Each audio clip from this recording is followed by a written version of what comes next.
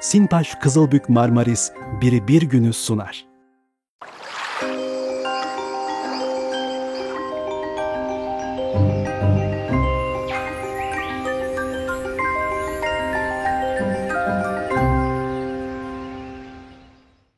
Selamünaleyküm dostlar. Erenler değil, erenlere gönül verenler değil, gönül verenleri sevenler değil.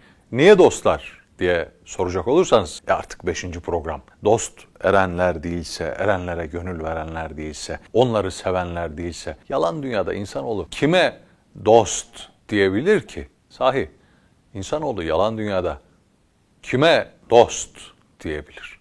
Çok güzel bir tarif var. Dostum dostumdur diyor. Dostumun dostu da dostumdur. Düşmanımın düşmanı da dostumdur. Tamam, bu güzel bir dostluk tarifi. Necip Fazıl Kısakürek muazzam bir çerçeve halinde ölçüyü koymuş ortaya. Bak buna da tamam. O yüz her hattı tevhid kaleminden bir satır. O yüz ki göz deyince Allah'ı hatırlatır. Yüzünü gördüğünüz vakit Allah'ı hatırladığınız kişi dosttur diyor. Bak bu da muhteşem bir tarif. Peki sizce, hani kitaplar bunu diyor, şiirler böyle diyor. Sizce dost kimdir? Küçücük bir çocuktum. Babam bazen böyle kızdığı zamanlar falan derdi ki bir gün baba olduğunuzda anlayacaksınız. Yani küçücük çocuksun. Kendi kendime o günkü aklımla düşünür derdim ki yahu bazı şeyleri anlamak için baba olmaya gerek yok ki. Üstelik ben bir gün baba olacak mıyım olmayacak mıyım belli değil de babam bir zaman çocuk olmuştu. Ben onu anlayamasam bile onun beni anlaması icap etmez mi asıl filan. Kendi kendime böyle şeyler, çocuksun bak o zaman da bunları düşünüyormuşum. Bunları kurardım. Aradan yıllar geçti. Baba oldum. Baba olunca yaşanan birkaç hadise babamın ne demek istediğini anladım. Babam haklıymış dedim. Hatta küçüklüğümüzde böyle çok meşrubat falan içirmezlerdi bize. Uzak tutarlardı. Aman oğlum işte bu zararlı, kötü filan içmezdik. Ayda yılda bir böyle bir eşref saatine denk gelince hadi derlerdi. Bak şu meşrubatı içebilirsin, alırsın. O da canına yandığım o zararlı şeyler soğuk soğuk içilir böyle bir lık lık lık bir keyiftir o. Müthiş bir keyiftir. Babam alırdı avucunda şişeyi ısıtır. Beklersin 2 dakika o sıra dayın içiyor. 3 dakika annen bitirmiş. 5 dakika falan. Seninki ısınıyor. Kendi kendime derim. Ya babam da bir acayip arkadaş derdim. Elde böyle tutmakla meşrubat şişesi ısınır mı? Aradan yıllar geçti. Çocuğum oldu. Soğuk bir gün dışarıda meşrubat içecek. Bir ver bakayım dedim. Aldım şöyle. Ellerimin içinde ısıtmaya çalışıyorum şişeyi. Emin de olamadığım için tuttum bir bardağa döktüm. İçtim ki ısınmış. Babam gene haklıymış. Evlatların ömrü babalarına hak vermekle geçer. Bu iş böyle. Şimdi bazı evlatlar diyecek ki o kadar da değil Serdar abi. Bir baba olun da. Hele bir anne olun da ondan sonra bir daha konuşalım. Çocuğun biri bir gün babasının karşısına çıkmış böyle bir şeyle. Babacığım demiş hani sen hep öyle anlatırsın ya. Benim şöyle dostlarım var, benim böyle dostlarım var. Şöyle kaliteli insanlardır, şöyle aziz refiklerdir. Bahsedersin ya artık benim de dostlarım var demiş. Bir çocuk büyüdüğünü en çok babasının gözlerinde seyretmek ister.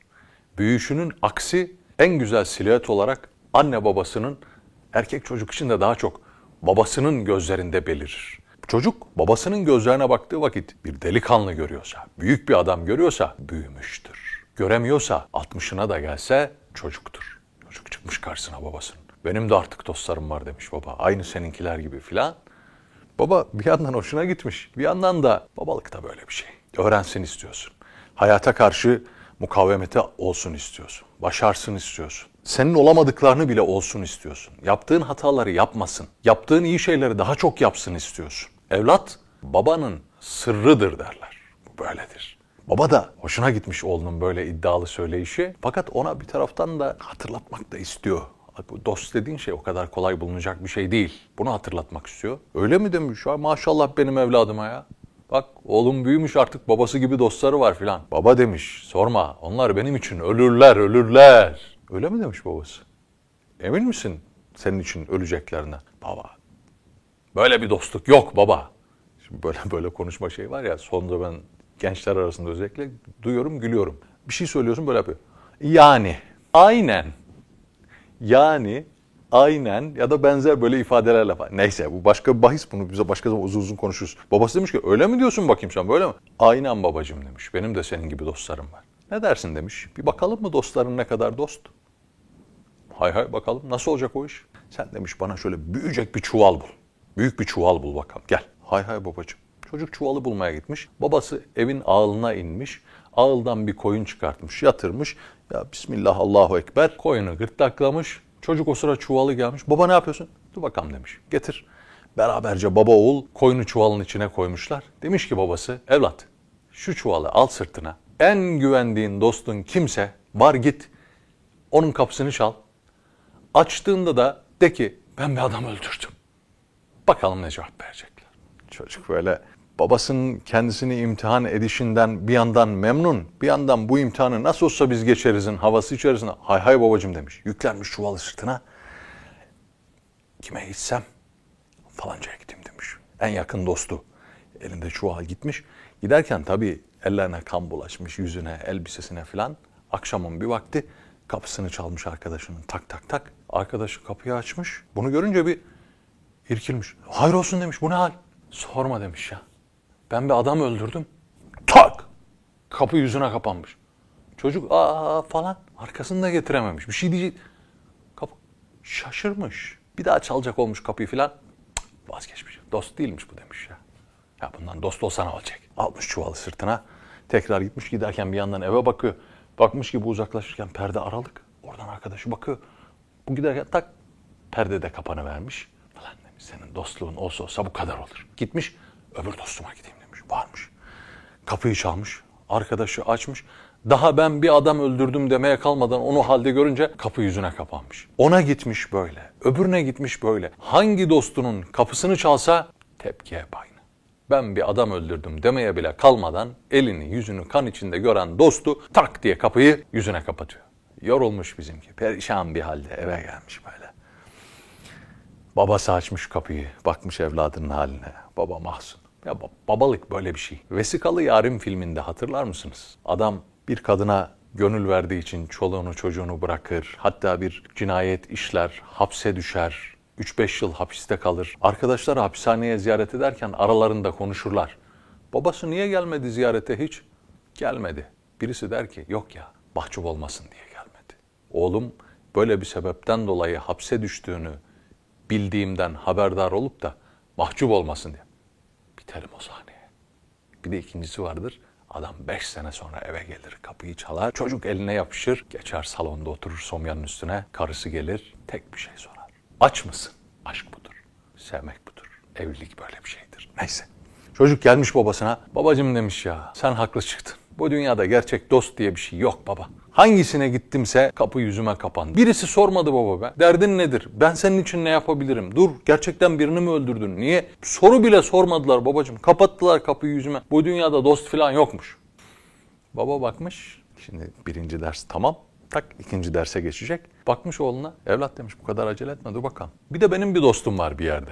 Git bakalım bir onun kapısını çal. Çocuk. Olur babacığım demiş. Hay hay. Çuvalı yüklenmiş ama içinde bir umut var. Şimdi diyor kapıyı çalacağım. Babamın dostu da benimkilerin yaptıklarını yapacaklar. Varmış, kapıyı çalmış, kapı açılmış. Böyle 55-60 yaşlarında bir bey amca. Buyurun evladım demiş. Hayır olsun bu ne hal? Efendim demiş ben filan kesin oğluyum. Bir adam öldürdüm. Şşş demiş sessiz. Dur bakayım oğlum sessiz ol. Geç bakayım içeri sen. Hemen çocuğu içeri almış.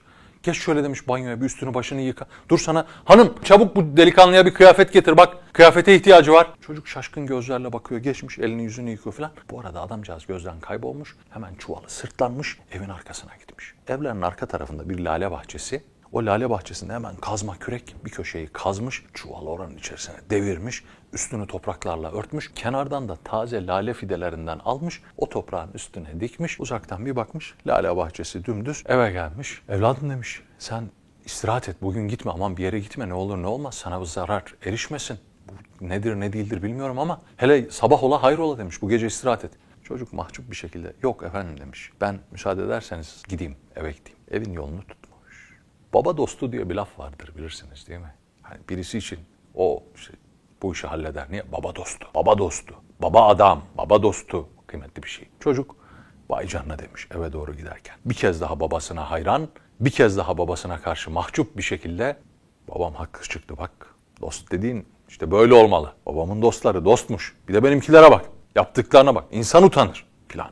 Ben onlara anlatayım aslında olayın ne olduğunu. Yarın nasıl mahcup olacaklar bak filan. Eve gelmiş. Babası açmış kapıyı. Hayır olsun evlat ne yaptın? Çuvalın nerede? Baba demiş. Senin dostun gerçekten dostmuş. Ne oldu anlat hele. Aldı beni içeri. Hemen elimi yüzümü yıkadım. Bak kıyafetlerimi değişti. Kendisi de çuval ne yaptıysa kaybetti. İşi çözdü. Hatta kal diye de çok ısrar etti be babacığım. Ben sabırsızlandığım için çıktım geldim. Babası evladına 3. bir ders vermenin vaktinin geldiğini düşünüyor. Demiş ki dur bakalım evlat o kadar acele etme.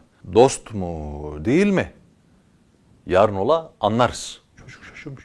Baba demiş adam daha ne yapacak? Selamınla gittim adam öldürdüm dedim. İşi halletti daha bu değilse dost kim ola baba? Hele dur demiş bakalım. Sabah ola hayrola sen çok yoruldun git dinlen bakayım. Çocuk gitmiş istirahat etmiş bir yandan da düşünüyor. Babam nasıl anlayacak? Daha nasıl bir ders var bu işin içinde? Sabah kahvaltı sofrası. Oğlum demiş o dünkü arkadaşım var ya benim. Evet babacığım vakit namazlarını filan mahalledeki falan camide kılar. Şimdi bak öğlen ezanına var 2 saat. Sen bir üstünü başını giyin hazırlan. Var git o arkadaşlarıyla beraber sohbet eder şadırvanın yanında çay ocağında. Yanlarına var ve ona hakaret et arkadaşların içerisinde. Hatta biraz sars tartakla. Baba demiş ya ben nasıl yapacağım? Kocaman adam ayıp bize bu kadar iyilik etti.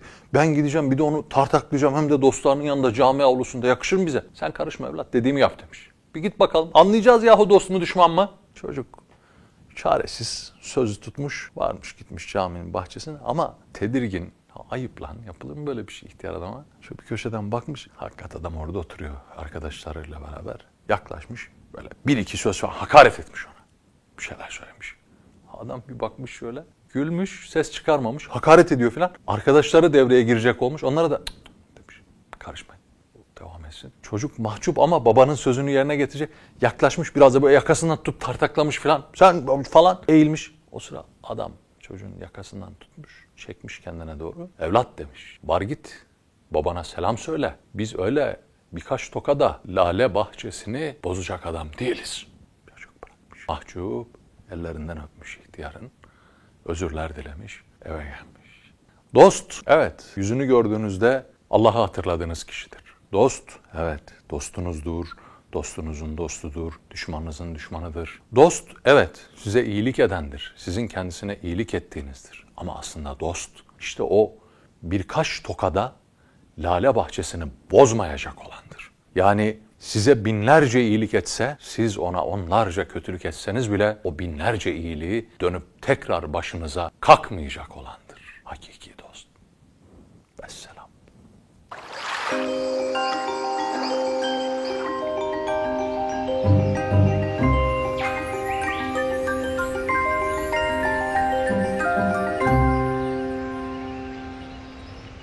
Sinpaş Kızılbük Marmaris Biri Bir Günü sundu.